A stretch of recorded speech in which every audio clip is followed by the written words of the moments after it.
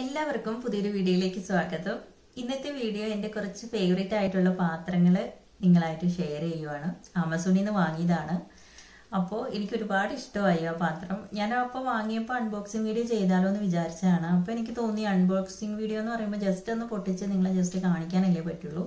അപ്പോൾ ഞാനത് ഉപയോഗിച്ചിട്ട് എനിക്ക് നന്നായി ഇഷ്ടമായെങ്കിൽ ഒരു വീഡിയോ ചെയ്യാമെന്ന് വിചാരിച്ചിരുന്നതാണ്. അപ്പോൾ എനിക്ക് എൻ്റെ 2-3 പാത്രങ്ങൾ ഒരുപാട് ഇഷ്ടമായി. അതിൻ്റെ വീഡിയോ ആണ് ഇന്നത്തെ വീഡിയോ. നിങ്ങളിൽ പലരും വാങ്ങാൻ ആഗ്രഹിക്കുന്നുണ്ടെങ്കിൽ, അങ്ങനത്തെ പാത്രം വാങ്ങാൻ ആഗ്രഹിക്കുന്നുണ്ടെങ്കിൽ ഇത് നിങ്ങൾക്ക് യൂസ്ഫുൾ ആകുമെന്ന് ഞാൻ വിചാരിക്കുന്നു. നമുക്ക് വീഡിയോയിലേക്ക് പോവാം. ഇതാണ് ഞാൻ പറഞ്ഞ പാത്രങ്ങളിലെ ആദ്യത്തെ പാത്രം. എനിക്കിത് ഒരുപാട് ഇഷ്ടമായി. എന്താണെന്ന് വെച്ചാൽ ഇത് നല്ല സ്റ്റീൽ പാത്രമാണ്, നല്ല കട്ടിയുണ്ട്, അതിൻ്റെ ഹാൻഡിലിനൊക്കെ നല്ല കട്ടിയുള്ള സ്ട്രോങ് ആണ്. അപ്പോൾ നമ്മൾ സ്റ്റീം ചെയ്യാനാണ് ഇത് മെയിനായിട്ട് ഉപയോഗിക്കുന്നത്. സ്റ്റീം ചെയ്യാനും കുറേ കാര്യങ്ങൾ ഇതിലൂടെ ഈ പാത്രം വെച്ചിട്ട് നമുക്ക് ചെയ്യാൻ പറ്റും.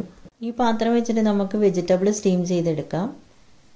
അപ്പോൾ ജസ്റ്റ് വെജിറ്റബിൾ സ്റ്റീം ചെയ്ത് കുറച്ച് ഉപ്പും പെപ്പറൊക്കെ ഇട്ട് കഴിച്ചാൽ ഹെൽത്തി അല്ലേ.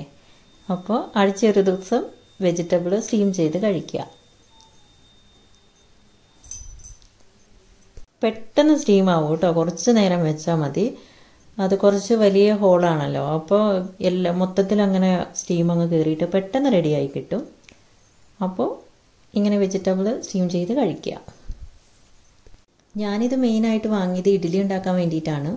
അപ്പോൾ അതിൽ ആളുകൾ പറയുന്നുണ്ടായിരുന്നു, ആമസോണിൽ ആ പാത്രത്തിന് താഴെ കമൻറ്റ് ചെയ്യുമല്ലോ, അപ്പോൾ ആളുകൾ പറയുന്നുണ്ടായിരുന്നു ഇതിൽ നമ്മൾ മാവ് ഒഴിച്ചു കൊടുക്കുന്ന ഇതിൽ ഭയങ്കര വലിയ ഹോളാണ്, അതുകൊണ്ട് മാവ് പുറത്തേക്ക് പോകാമെന്നൊക്കെ പറയുന്നുണ്ടായിരുന്നു. അപ്പോൾ എനിക്ക് ഒരു ചെറിയ ടെൻഷൻ ഉണ്ടായിരുന്നു അങ്ങനെ ആവുമോ എന്നുള്ള ഇതിൽ. അപ്പോൾ ഞാൻ യൂസ് ചെയ്തിട്ട് അങ്ങനെ മാവ് ഒത്തിരി ലീക്ക് ആവുന്നൊന്നുമില്ല കേട്ടോ. നമ്മുടെ ഇഡ്ഡലി ഉണ്ടാക്കുന്ന മാവ് എന്ന് പറയുമ്പോൾ ദോശ ഉണ്ടാക്കുന്ന മാവ് പോലെ അത്ര വാട്ടർ ഇല്ലല്ലോ, കുറച്ച് തിക്കായിട്ടല്ലേ നമ്മൾ ഒഴിക്കുന്നത്. അപ്പോൾ അങ്ങനെ അതങ്ങനെ പോകുന്നില്ല. അപ്പോൾ എല്ലാ തട്ടിലും വെച്ചതിന് ശേഷം 3 തട്ടുണ്ട് കേട്ടോ, 4 ഇഡ്ഡലി വെച്ചതിന് ശേഷം നോക്കൂ, ഇതേ കുറച്ച് ഇങ്ങനെ ജസ്റ്റ് വരുന്നുണ്ട്, കൂടുതൽ പോകുന്നില്ല. ഇങ്ങനെ ജസ്റ്റ് വരുന്നതുകൊണ്ട് നമുക്ക് പ്രശ്നമൊന്നുമില്ല ഇഡ്ഡലി ഉണ്ടാക്കിയെടുക്കാനായിട്ട്. അപ്പോൾ ഇതൊരു പ്രോബ്ലമായിട്ട് എനിക്ക് തോന്നിയില്ല. ഒരു പ്രാവശ്യം സ്റ്റീം ചെയ്യാൻ വയ്ക്കുമ്പോൾ നമുക്ക് 12 ഇഡ്ഡലി നമുക്ക് ഉണ്ടാക്കിയെടുക്കാൻ പറ്റും. പക്ഷേ എന്താ പ്രശ്നം എന്ന് വെച്ചാൽ ഈ കുഴി കുറവാണ്. മാവ് നമ്മൾ ഒഴിച്ചു കൊടുക്കില്ല ഇതിന്, ആ മോൾഡിന് ഇഡ്ഡലി മോൾഡിന് കുഴി കുറവാണ്. അതുകൊണ്ട് നമ്മൾ ചെറിയ ചെറിയ ഇഡ്ഡലിയാണ് നമുക്ക് ഉണ്ടാക്കാൻ പറ്റുള്ളൂ. അപ്പോൾ കുറച്ച് ഞങ്ങൾക്കൊക്കെ ഓക്കെയാണ്. പക്ഷേ ഒരുപാട് ആളുകളുള്ള സ്ഥലത്താണെങ്കിൽ നമുക്ക് കുറേ ഉണ്ടാക്കേണ്ടി വരും.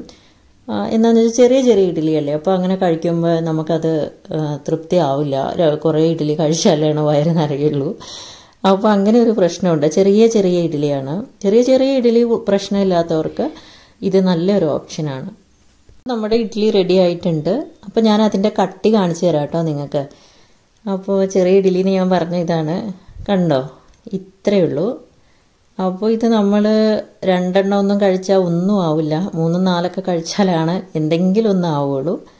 അപ്പോൾ അതൊരു പ്രശ്നമാണ് വലിയൊരു ഫാമിലിക്കൊക്കെ, ഇങ്ങനെ കുറേ ആളുകളുള്ള സ്ഥലത്തൊക്കെ ആണെങ്കിൽ. അടുത്ത ദിവസം ഞാൻ കുറച്ച് കൂടുതൽ വെള്ളം ഒഴിച്ചിട്ട് ഇഡ്ഡലി ഉണ്ടാക്കി നോക്കി.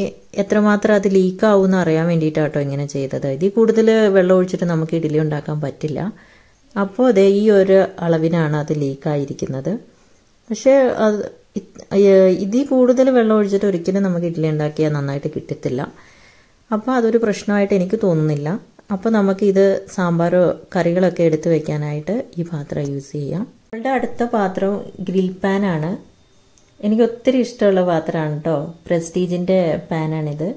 അതിൽ എനിക്കൊരു പ്രത്യേകത തോന്നിയൊരു ഇതാണ്, ഈ 60 ഡിഗ്രി ചൂടാവുമ്പോൾ ബ്ലാക്ക് ആയിട്ടിരിക്കുന്ന ഹാൻഡിൽ അത് റെഡ് ആവും. ഫുള്ളല്ല കേട്ടോ, ആ ജസ്റ്റ് ആ ഒരു ഇത്. പിന്നെ ഇതിന് നല്ല തിക്കുണ്ടെന്ന് അവർ പറയണ കറക്റ്റാണ്, നല്ല വെയിറ്റ് ആണ്. മെറ്റൽ സ്പൂണൊക്കെ യൂസ് ചെയ്യാം. പിന്നെ ഒരു നോൺ സ്റ്റിക്കാണ്. അപ്പോൾ ഇതെല്ലാം നമുക്ക് ചെയ്ത് നോക്കാം നമ്മുടെ പാത്രത്തിൽ. അപ്പോൾ എന്താണ് ഇവർ എഴുതിയിരിക്കുന്നതെന്നൊക്കെ നമുക്ക് നോക്കാം.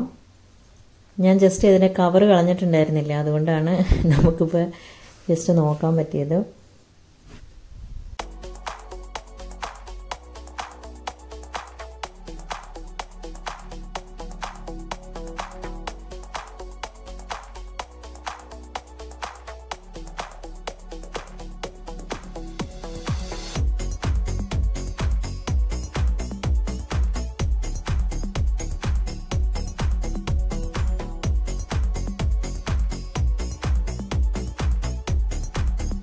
ഇതാണ് നമ്മുടെ പാത്രം.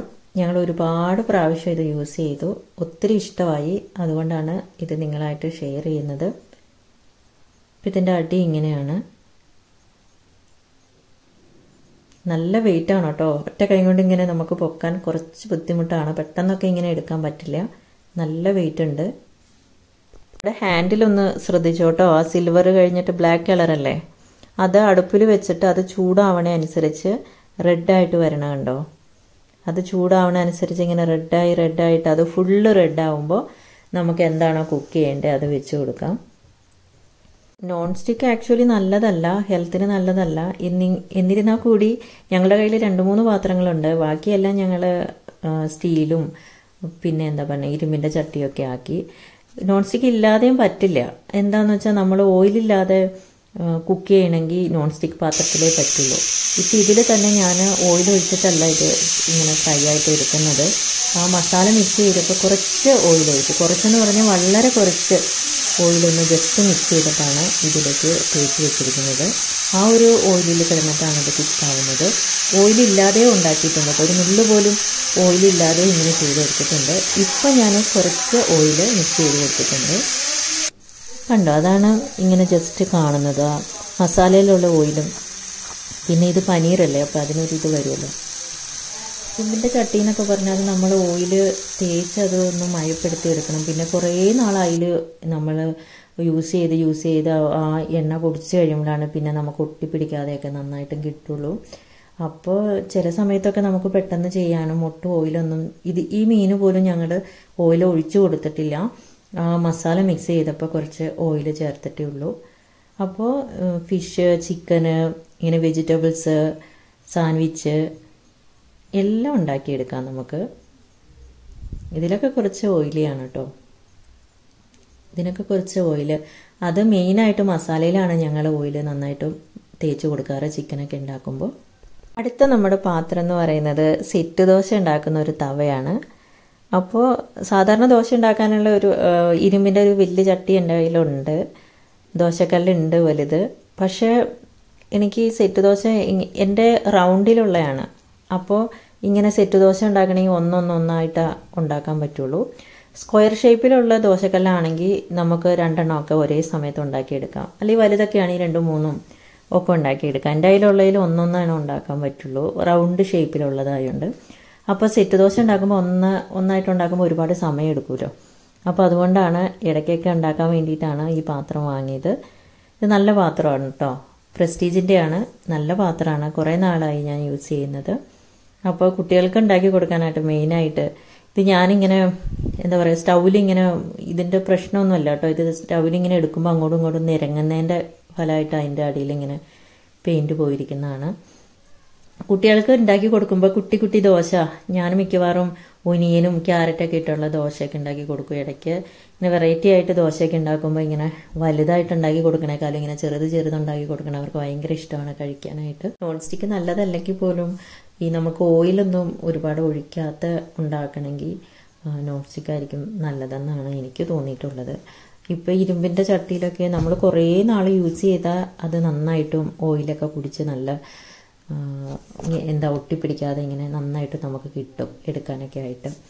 നന്നായി ഓയിൽ പിടിക്കണം. അല്ലെങ്കിൽ നമ്മുടെ വീട്ടിലൊക്കെ കുറേ നാളായിട്ട് യൂസ് ചെയ്തുകൊണ്ടിരിക്കുന്ന പാത്രമൊക്കെ നമുക്ക് കിട്ടുവാണെങ്കിൽ നല്ലതാണ്.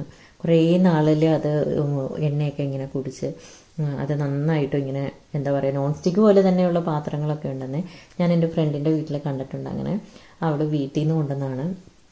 അപ്പോൾ ദോശയൊക്കെ നമ്മുടെ നോൺ സ്റ്റിക്കിനേക്കാളും സൂപ്പറായിട്ട് ഒട്ടി പിടിക്കാതെ നന്നായിട്ടും ഇങ്ങനെ വരും. അത് അവരുടെ വീട്ടിൽ ഉപയോഗിച്ചുകൊണ്ടിരുന്നതാണ് കുറേ നാളായിട്ട്. അപ്പോൾ അങ്ങനത്തെ പാത്രങ്ങളൊക്കെ കിട്ടുവാണെങ്കിൽ അടിപൊളിയാണ് നമുക്ക്. അല്ലാതെ ഇരുമ്പിൻ്റെ കുറേ ഓയിൽ നമ്മൾ ഉപയോഗിക്കേണ്ടി വരും. ഇതിപ്പോൾ ഞാൻ കുട്ടികൾക്ക് കൊടുക്കാനുള്ളതുകൊണ്ടാണ് കേട്ടോ ഇങ്ങനെ നന്നായിട്ട് ഗീയൊക്കെ ഒഴിച്ചിട്ട്. ഞങ്ങൾക്കൊക്കെ ആകുമ്പോൾ അങ്ങനെ ഗീയൊന്നും ഒത്തിരി ഒഴിക്കത്തില്ല, കുട്ടികൾക്ക് ആയതുകൊണ്ട് നന്നായിട്ട് ഗീയൊക്കെ ഒഴിച്ച് കൊടുക്കുന്നത്.